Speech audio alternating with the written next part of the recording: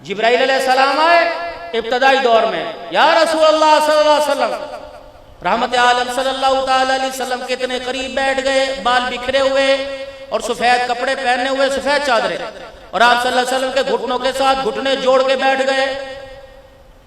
حضرت عمر بن خطاب رضی اللہ تعالیٰ عنہ کہتے ہیں ہمیں نہیں بالکل محسوس ہو رہا تھا یہ کوئی مسافر سفر کر کے آیا، شہری لگ رہا تھا لیکن سفر کے آثار نہیں تھے۔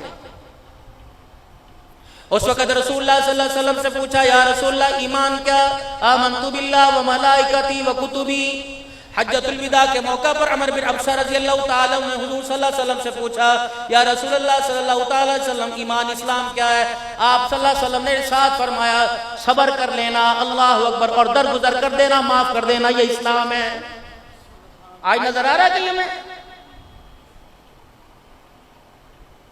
بھائیوں کی ملاقات روزانہ شام کو باپ کے بیڑے میں ہوا کرتی تھی، اب میرے عزیزوں 15 دن کے بعد تاریخوں میں عدالتوں کے اندر ہو رہی ہے۔ بہنیں اسکول کی چھٹیوں میں بھائی منتیں کر کر کے بہنوں کو بلاتے تھے، جن بہنوں کے آنے سے گھر آباد ہوتے تھے، جن بہنوں کے آنے سے ماں باپ کی یادیں تازہ ہوتی تھی، آج وہی بہنیں گھر کے اندر آ جائیں تو بھائی کھڑے ہو کے کہتا ہے جب تو گھر میں نہیں تھی بڑا امن تھا، تیرے گھر میں آنے سے سارے گھر کا بیڑا غلطی ہو گیا ہے، ساڑھے گھر نہ آیا کر۔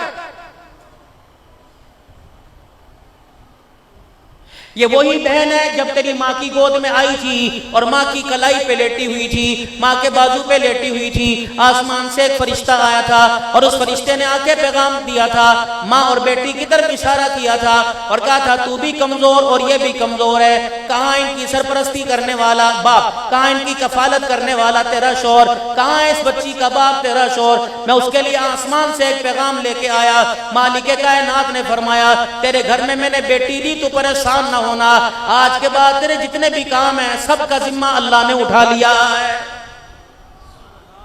یہ بیٹی کی اہمیت تھی۔